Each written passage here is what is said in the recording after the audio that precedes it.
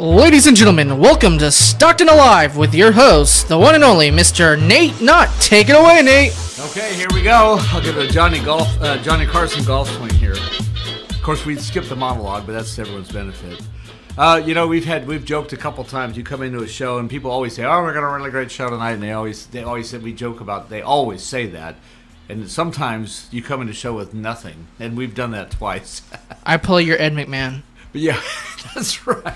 However, Star Search later in my career. That's right. And everything I say, you'll laugh at. Yeah, ha, ha, ha, and then when you do the live commercial, you're the one that gets bit by the dog. Yeah, that's always the funny thing. Yes. Yeah. So anyway, but tonight we have too much good stuff. Now, and in many ways I say that. First of all, human beings, their second favorite activity after the one that we won't mention on the air is probably eating. Well, we're going to talk about restaurants. Yeah. And I hear this from time to time that, there's really nowhere to eat in Stockton. Well, first of all, that's baloney. There's lots of great restaurants. And then they'll say, there's no really upscale places. And baloney again. You've got some great places all over town, but especially in the Lincoln Center. You've got the El Dorado Steakhouse out on South Stockton there by Mariposa Road and Martin Luther King. So, and I could go on, but the general point is there's plenty of good places to eat. Papa Pavlo's. There's a couple really nice places downtown. Mm-hmm. So, having said that, we're going to try, and I know we're not going to get it all tonight, so we'll probably have to have a second part of this. But we're going to try and look at some of the golden restaurants of the past. And with the time that's left, we'll try to look at some other ones that were significant and some of the newer trendy ones that are coming out now.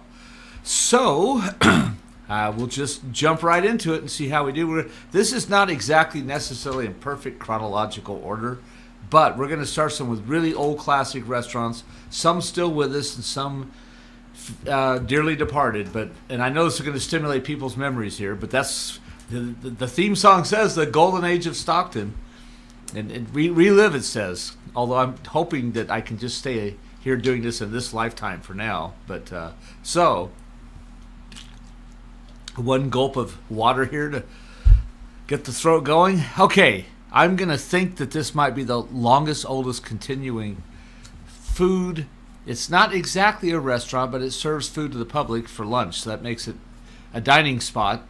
And they do allow some eating inside. And that would be Genova Bakery. Oh, I live right by there. And now it goes, and I know you can probably look it up on the computer, as you always do, but they date back to something like 1880-something or 1878. Or I know, and they're in the original same location, which makes it even more remarkable. And another thing that's amazing about Genova Bakery, they've been there so long that there's actually little troughs in the hardwood floor where there's been hundreds of years and millions of steps of people walking through the Genova Bakery to get those incredible sandwiches with the toasted hot buns, those that choose to do that, of course, the toasted sandwiches with all the different freshly baked breads that just came right out of the oven as they put the food on it. Of course, I probably like the very simplest sandwiches myself, a ham and cheese or a tuna or something. But they've got a pretty good selection of sandwiches. So if you live not by there, you must have eaten there many times. Yeah, we eat that for Delta football games too. Some of us. There you go. But they make bread daily, nightly. Actually, matter of factly, you could if you drive by late at night or something, you could see them getting ready. Right. The windows open or the door, maybe the side door open a little bit, get some fresh air. But lights on. Making the sandwiches and the bread and the meats and everything ready. They have to start like midnight or 1 a.m. or something, don't they? Or 10 p.m. 10 p.m. the night before? Wow. Something crazy. It's they get there like at 7, prep, and start making it, I know. I think donut shops start big time at midnight or 1 a.m. or something like that. My favorite bread there is the ciabatta bread. That or the milk roll. Right. The milk roll is my favorite. Yeah. So if that isn't good enough, then we got one that's been in business. And I don't know exactly, and I know we can probably find it if we wanted, how long they've been there. Then there's On Lock Sam out in South Stockton, and what I believe is their third location. Now, the location we're in now is a mid-70s structure on Sonora and Stanislaus. I know it's Sonora. I can't remember what the cross street is.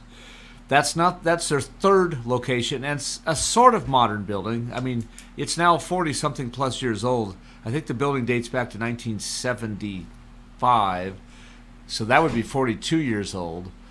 And again, it's the third location. That building does have an Asian architecture to it, although it's not real elegant on the outside. It is pretty elegant on the inside. They have kind of a cool little sunken bar right near the main entrance. And then there's a private bank rooms off to the right-hand side, and then the regular main dining hall off to the left. But anyway, they started on I want to say it's Washington Street in downtown Stockton or Lafayette. I can't remember which it was. And they're eventually, their second location, which was in that area I'm talking about, eventually got obliterated by the Crosstown Freeway. And that's how they wound up where they're at now. Now, of course, they were very, very briefly closed. I want to say for about 4 months, maybe 3 months, and that was approximately 6 years ago due to a Title VI restroom thing. One of those people that was super, that made a point of going around and looking for things like that, brought suit, and they eventually had to do some remodeling, but they did get reopened fairly quickly. And basically have been continuously in business since about, I want to say 1897 or 1898 or something like that. Might be a little bit older, but I believe it was 1890s. And of course, that's a Chinese restaurant. Now, for years, I had this dim memory of going up this rickety old wooden narrow stairway, and at the top was this wonderful Chinese restaurant with these old-fashioned booths. Chinese restaurants and Japanese restaurants often used to have almost private booths. In fact, Dave Wong's over on March Lane does have some private booths with the curtains. But the older cafes downtown, for example, used to have really high walled booths, and they always had coat hangers on them. Some of them had, I think, sliding doors. But anyway, so I had this dim memory going up this long stairway. I was like 4 years old, so it seemed long to me. It's probably one floor, but it seemed like 2 or 3. And at the top was this wonderful old restaurant, these high booths, and the wonderful aroma of Chinese food. I had always thought that was in Chinatown in San Francisco, and now I know I probably was in On Lock Sam's, and this would be approximately 1961. In fact, it's possible that memory is my first restaurant meal. Until I was about 9 years old, living in Manteca, when my parents opened up a flower shop, which then made them very busy, I probably ate out, and this is not an exaggeration. Today's generation could never possibly understand this. But this, I grew up as a little kid, pre-fast food, pre-chain era. And I had my mom was a great cook, and we were a very frugal family. But literally until about the age of 8, I probably ate out 5 times in my entire life. And I'm talking about hamburgers and everything. We just never ate out. So that Unlock Sam experience was probably my first restaurant. Now, I had also a great experience with a place in Manteca called Lido's. But I won't go into too much about that right now because that's not our Stockton thing. What I do remember, though, is we had a really, really, really fancy meal. I think it's the first time Unlock Sam's might have been, but if not, this one was the first time I had a water glass with China water glass. And I had cloth napkins and had multiple silverwares on the table. And I remember the price of the meal was $2.75 for a really high-end, superb luxury meal. $2.75. But meals back then used to cost 95 cents. Breakfast used to be 65, 75 cents back then. I'm talking about, of course, a full breakfast with eggs, toast, hash browns, meat, coffee. But, when you get old enough, the prices do change. Okay, so those two, we got Genova Bakery and Unlock Sam. It's two of the really, really long time, century-old type places. Then we've got one that was beloved, and it didn't close that long ago, but I was kind of shocked when I started adding up the years. But it's in the memory of everyone. It's actually the inspiration for this show tonight because it's been all over Facebook lately. Ye Old Hoosier Inn on Wilson Way. And you probably never saw it, I don't think. But it was an amazing place. It had been a house, I believe, on Wilson Way. Wilson Way was once Highway 99. Very busy road. It was bypassed in the mid-50s by the current 99. And so therefore it was a state highway. And the Old Hoosier Inn used to just make a raking off the people coming through town on what was then 99 and Wilson Way. But they managed to, after the highway moved over, they got as busy or even busier because they developed a taste from the local people. Now, it's called Ye Old Hoosier Inn because these people literally did move here and did establish a restaurant from Indiana. The Hoosiers. Yes. And I want to say it was about 1937 the Old Hoosier Inn came into business as we know it today. I think, if I remember the story, they'd had a little restaurant before that. But then about 37 or 38, they moved to that location. And it was a house they took over, I believe, and modified it into a restaurant. But it became a full-fledged restaurant, I guess, during World War II. Then in the 60s, this is the most, or late 50s, early 60s, the woman, the wife of the guy who set up the restaurant, had a thing for she was a collector of historic artifacts, and especially fashion things like dolls and books and furniture and lamps.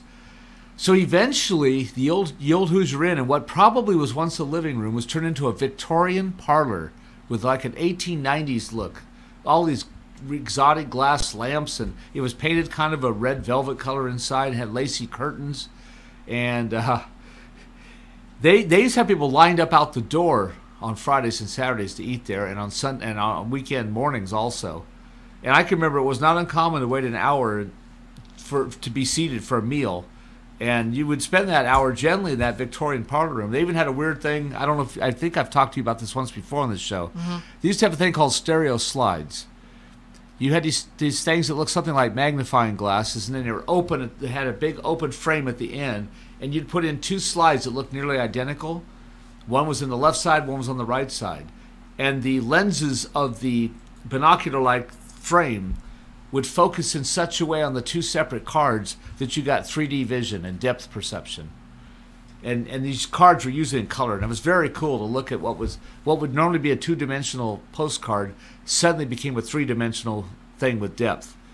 And it also had the things the slideshows used to turn for kids, the little cartoon things. I don't forget what they're called now. Those are still made, I believe, by the way. Kids still like those, where you put in this round circular thing of slides, and you push a button, and the pictures keep rotating. Sometimes there's captions on them. Now, another classic place for the breakfast crowd, but I think they were open. I'm pretty sure they were open 24 hours a day, almost until the time they closed. Johnny's Waffles. That was on Wilson Way, pretty close to where it's intersected now by the Crosstown Freeway.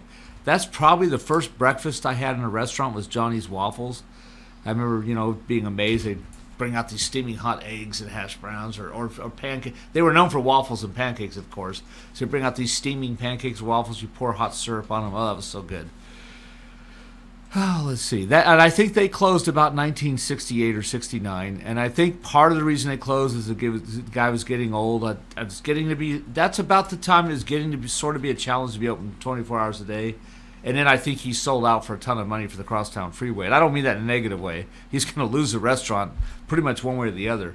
So I believe he fortunately was able to sell it for a good sum of money and get it and be able to walk away in good shape. Now, a classic restaurant of downtown Stockton. People still rave about this place. It actually is one of the ones that hung on a long time. I think it closed eventually in 1989 or 1991. Now, I know that's ancient history to 2017, but in the big scheme of things, when you look at downtown Stockton, how it deteriorated so much in the 70s and 80s, that's what I'm getting at.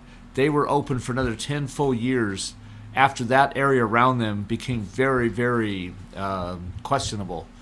And I'm talking about Sonora and Church. I want to say about Sonora and Church Streets. I'm not sure if I've got that quite. I'm trying to think. Near Hazleton. I can't quite get to the cross streets exactly, but I want to say, let's see, Sonora and Hunter maybe. Or anyway, the point was, this was a Greek restaurant, family style.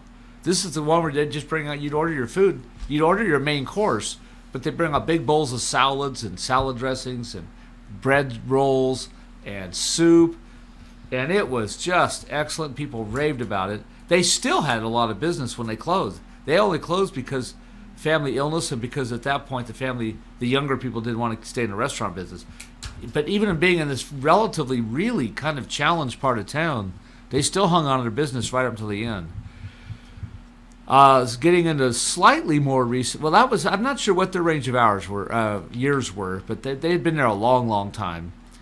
Then there's a one called, and I did not experience this at all. I don't know anything about it except the name. But there's the Pioneer Burrito, which is now the Deliberation Room. And the Pioneer Burrito, besides having great food, was famous and being a power restaurant of sorts. So I'm going to talk about another one being a power restaurant. Do you know what we mean by power restaurant, Dustin? Oh no, what is it, Nate? A power restaurant is the kind of one where you have the really big wheelers and big dealers and the most influential and the judges and the lawyers and the attorneys and the real estate people, all the movers and shakers of your community. That's where they went to eat lunch. And that's where they'd sit down with a napkin and, make a big real estate deal or merge two companies together for millions of dollars on a napkin or something. Of course, that's the era when you could still drink too. So this was the era of the 2 or 3 martini lunch.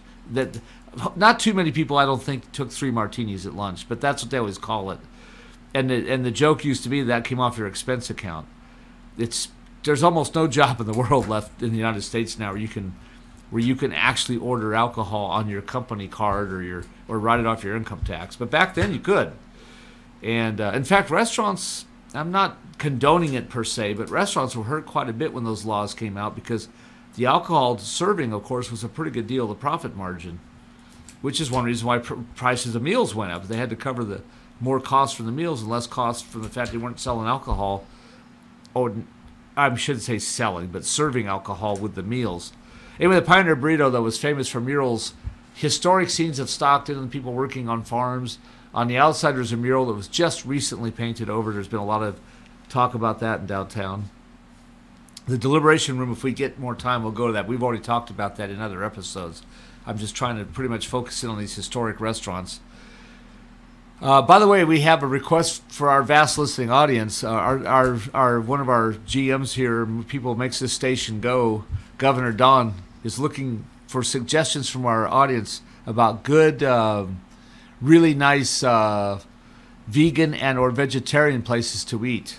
So if anybody can send in some text messages or Facebook messages or emails to the KXVS, the Voice of Stockton, or to our beloved Betty out there who does the show before this one and sets up this show with her huge listening audience, then we'd like to get some messages to Don. I already mentioned to him there's 2 places downtown I know for sure that have good vegetarian food, and it's fresh food. There's really 3, actually. I gave him 2. There's the Fusion Boba Cafe, which is right behind the new courthouse in what's left of Hunter Square, next to the in-shaped city tower that goes up. And also, she has now the concession for the courthouse inside the county administration. The county courthouse. She does have vegetarian sandwiches and salads ready to go, packaged and ready to go. She makes everything fresh, nothing frozen.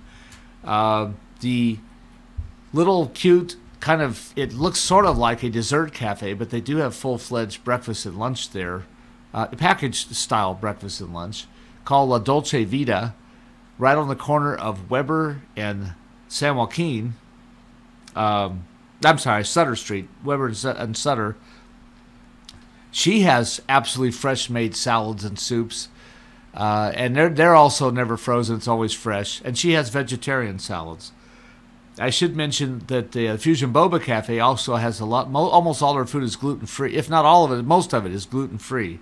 I think she has some regular bread rolls and things that are not gluten free, but by and large, she's got fresh stuff that's gluten free.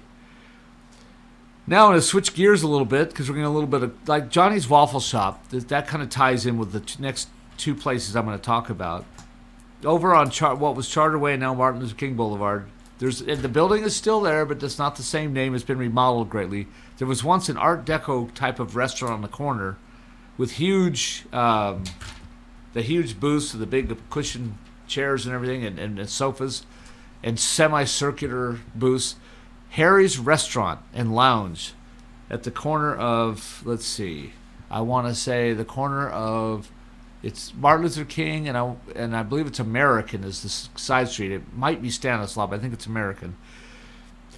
Back in 1993, they were still open 24 hours a day, which is extremely rare for a restaurant now.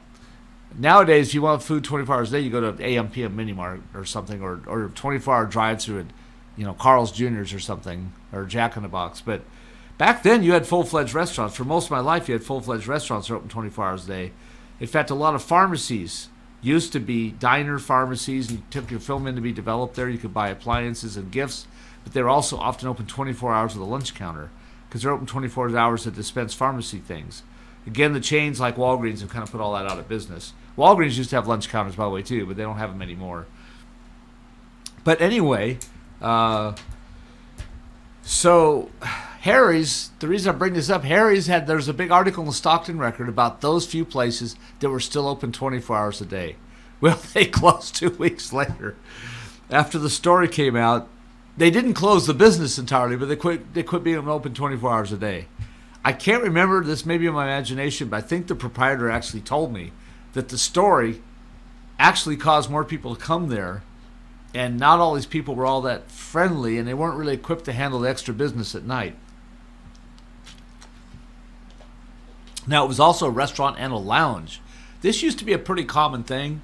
There's a place in Sacramento, ironically, it's called Henry's, where you still have this effect of an old-fashioned diner lounge restaurant connected to a full-fledged bar by a little swinging door at one end of the dining room.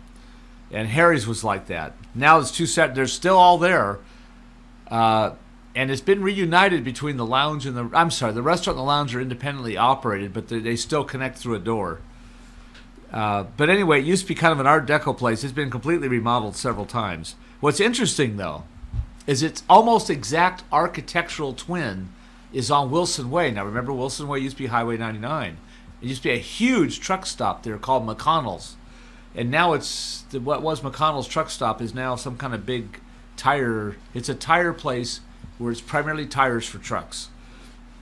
And this restaurant's next to it. Well, this restaurant inside was almost architecturally identical to Harry's. The way the booths were set up, the way there was a long counter. There was the same design on the wall. There was a curved booth with a curved booth. And I can't tell you the name of it because it doesn't have a name. It's still there. In fact, it's been remodeled and painted recently. It's not 24 hours a day. It was definitely at one time because all these truckers used to come into Wilson Way to be serviced. But what's interesting, the reason I can't tell you the name, they have this huge, huge sign, but it's a thermometer sign. Now, the thermometer doesn't work anymore. And there used to be a name on the sign, but the name isn't there anymore. They've repainted the sign and fixed it up a little bit. But it just says Fine Foods on the bottom of the sign. So, Dustin, I think of that restaurant as the Fine Foods restaurant. Interesting thing is they have an incredible menu there. You can get almost anything you want there. Hamburgers, french fries, hot dogs, roast turkey, lunch dinners, Chinese food, pizzas. And they have some alcohol too, beer and wine, I think. It's just amazing the selection they have there. So let me pause for a moment, give the listeners a chance to reset themselves. What would be an ideal restaurant for you? Ooh, it depends on the genre, but I'm a big fan of old school diners. Oh, there we go. You and I are the same on that one. You can get anything. And so that leads me into a couple of the more historic ones that aren't there anymore. There used to be a place called Bing's Restaurant downtown. I think it was a Chinese guy that did it, and his name was Bing, of course. And he had his was a little square rectangular restaurant, and the counter, I think, went all the way around, and I think he cooked in the middle. And then with a waitress on hand, he served the food to the counter, and then, and obviously they could take it out to the little tables that were out there. He probably closed about 1990 or 91. The building, somewhere along the line, that building completely got lost. Used to be a great little tiny restaurant with one little counter with about 8 stools. And they served breakfast sandwiches, and I don't think they ever had alcohol there. They had, the last place I ever saw, it actually had percolated coffee, where the percolator was not even electric. They put it on the grill, and you'd watch the coffee percolate through the little glass bubble on the top, on the gas grill. That was very unusual. I cannot think of the name. I've got a picture of that somewhere too, and next show I'll have to come back and say what the name of that restaurant was. That was open until the 1990s. Now, of course, in downtown Stockton, we've had some classic restaurants. First of all, you had lunch counters in downtown. The old historic lunch counters where you sat at a high stool next to a counter, and wonderful little waitresses, who are often teenage girls with summer jobs, come out and wait on you. I'm talking about places like Thrifty's and Walgreens, and the most famous one in downtown Stockton, and I have dim memories of it, don't fully remember it. But the Crest, what used to be the Crest Department Store, which is now the Crest Legal Center, had a downstairs. You actually went downstairs in the bargain basement, and there was a huge lunch counter down there. The smell on those counters was the aroma of food was just amazing. You could always smell gravy and French fries and bacon and things like that. And those places always served real milkshakes. So as a little kid, you just couldn't have it anymore. Your mom would pick you up and put you on this big high stool, and you'd feel like, oh wow, I'm 6 feet tall. And then these people would be serving you, and then they'd bring you things like milkshakes. And I mean, these places were all the original milkshakes, of course, with scoops of ice cream in the big metal tin blended. And then you could keep you got the stuff served in a big fancy, big fancy glasses with a straw and a spoon, and then you could keep the milkshake that was in the tin. There are places starting to go back to that. You can actually get a real good milkshake. Amazingly, you can get great dessert and milkshakes at Denny's restaurants. That's one old school thing they've continued to do, and they've kept it fairly affordable, and they still serve it with real plates and saucers and all that kind of stuff. Okay, moving back into a couple more historic ones here. There was and I never got to eat there. I kick myself now for never stopping there. On Highway 99, at the northern end of Stockton, I think it was just north of Hammer Lane. I'm pretty sure it was Hammer Lane. A place called Albert's. Had this big fancy Roman capital A and then Albert's. Very exclusive, very private. Now private, it was open to anybody, but kind of a private, exclusive, tucked away, highly exclusive restaurant. But I never ate there. I'm sure some people out in the audience will remember it. There's Mi Ranchita, which is on Center Street near the railroad overpass in Stockton, just south of downtown. And they have excellent, now of course, authentic Mexican food there naturally. And then, speaking of downtown Mexican restaurants, which it's not downtown anymore, but it's still vivid in people's memories, Arroyos.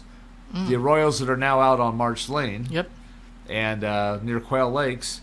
And here's the thing they used to do when they were downtown. I think sometimes it happened at lunch on Fridays, but on weekends, on Friday and Saturday night, they had this big barn-like banquet room behind the main restaurant. And if you were 21, you could go back there and have your meals.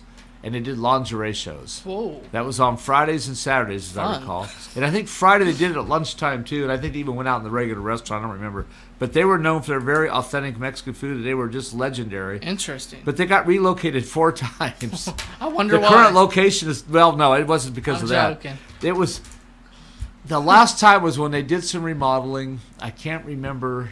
I think you have to put in what is known as the Gateway Center. It was. Which is now that Union 7, or is it Chevron now? The one where you come off the crosstown freeway, it's a McDonald's there. It's a gas station. It's got a Spanish-style architecture. Okay, I know what you're talking about. When they built that, expanded the parking lot, that wiped out where Arroyo's was. And they finally, and since that was their third location already, and they'd already been moved twice because of urban renewal and some other stuff, they just threw up their hands here and said, that's it, we're leaving downtown. And they went to March Lane, where, of course, they thrive and do real well.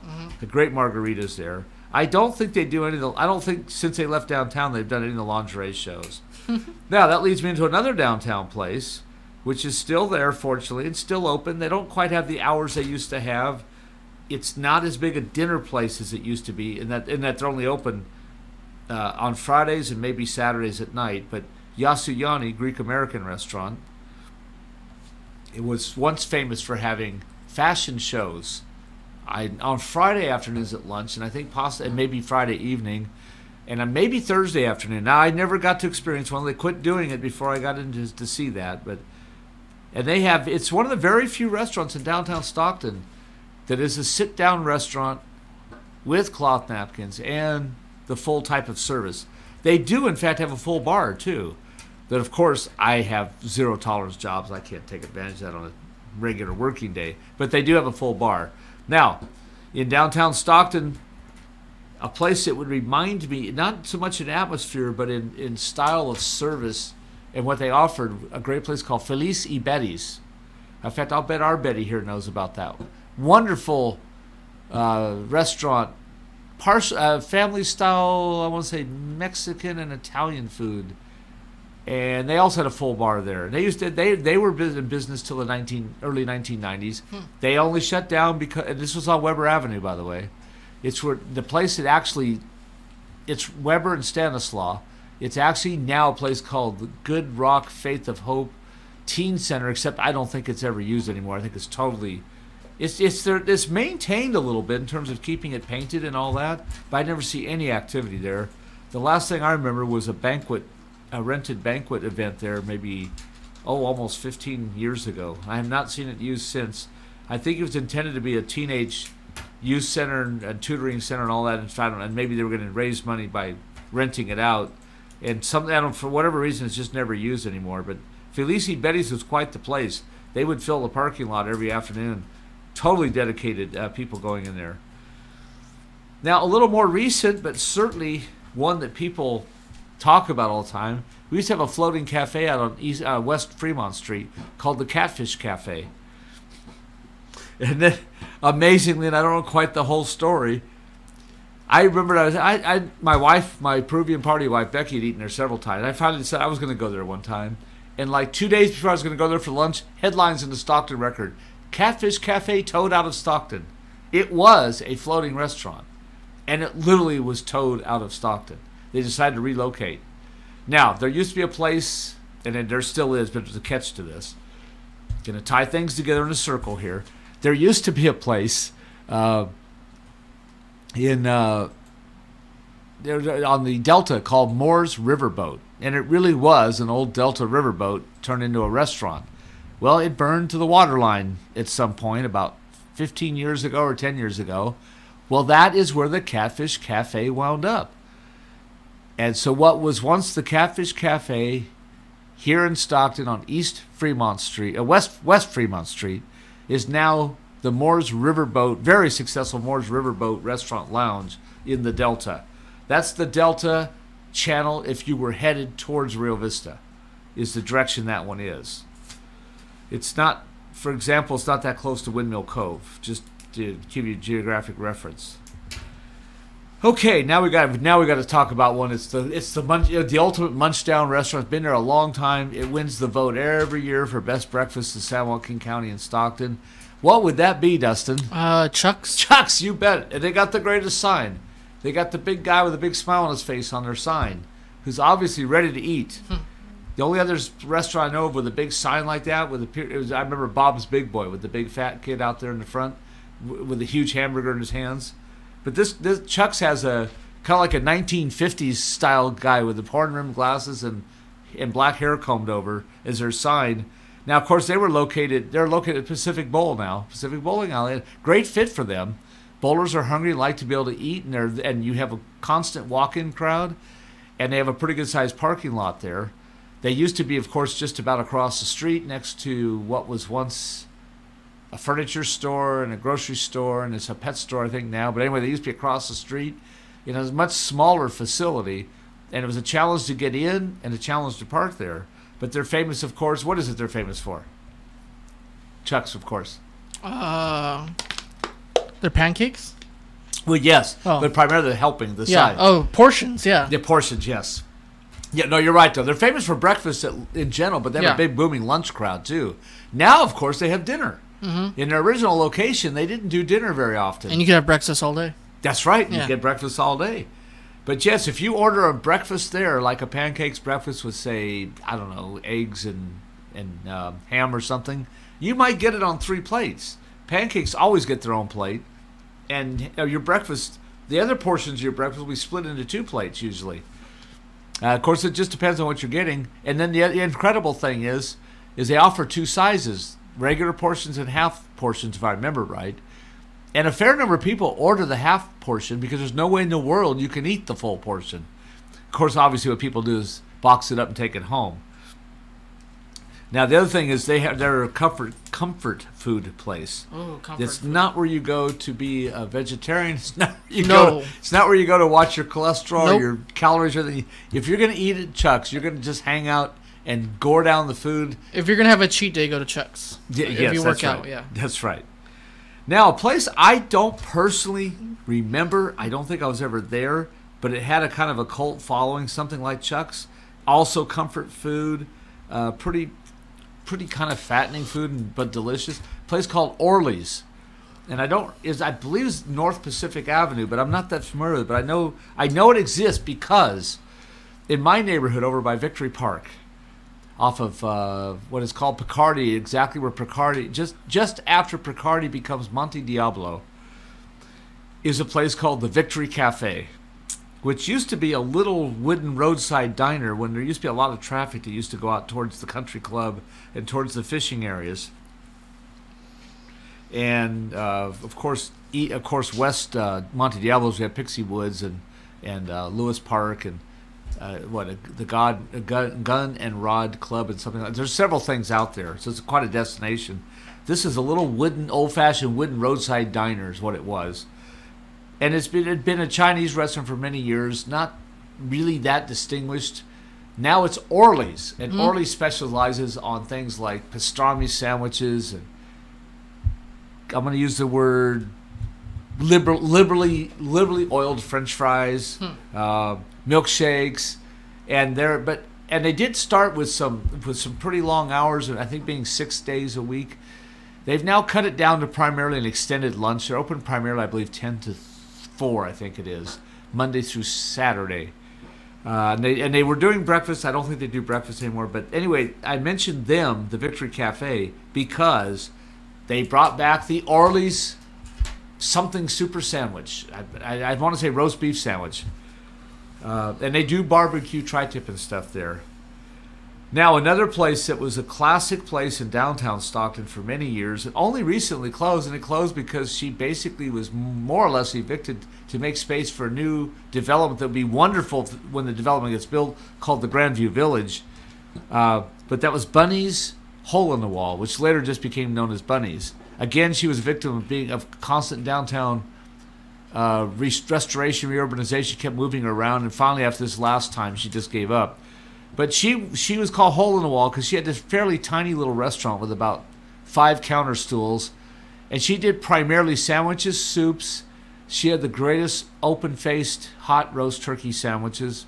Everything was fresh, never frozen. The gravy was real. If you got mashed potatoes there, they were handmade, where you actually chopped up and then ground, not ground, but beat it. I can't remember what you call it, but you whip the potato with a spoon and all the other needling tools. Real mashed potatoes and gravy. And the breakfasts there were just spectacular. And the hash browns were real. She would chop them up and then grill them. They weren't these shredded things that are come out of a freezer package and fried like most restaurants. Oh, that was good.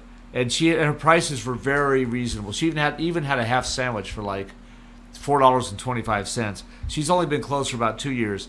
The happy thing is, and Bunny's hosted the Downtown Comeback Club many, many times by popular demand. The nice thing was, through the Downtown Comeback Club, because of our weekly agenda that goes out, emailed to about 100 people, somebody at the city of Stockton saw that, and she got a certificate for being a great downtown establishment. Nice. I think she was in business for something like 36 years downtown. She was originally in the old court mechanical parking garage in the same location now that is the Ed Coy garage on Hunter Street, across the street from the Stockton Hotel and the Cineplex. Okay, let's see. I've mentioned this quite a few times on other shows, so I won't make a big deal about them tonight. But there was Tommy Lee's Islander, where they had the Polynesian girls waiting on you and setting you down and bringing your drinks and things. Of course, I was too young to enjoy the drinks with the umbrellas in them, and I missed out on the better part of that. And the main dining room and disco lounge was sunken, and then there were tables around it. Oh, it's just an incredible place. And they had all kinds. I just learned recently they had all kinds of. They marketed themselves with all kinds of souvenir things like cups and coffee cups and drink coasters and drink tumblers. When they closed, because the guy lost it in the card game and the people then ran into the ground, they closed about 1978. Some really smart guy in Southern California bought up all their supplies. I'm told they're still selling them on eBay. He lost it in a card game? Yes. Really? Tommy Lee lost the Islander Club. Wow.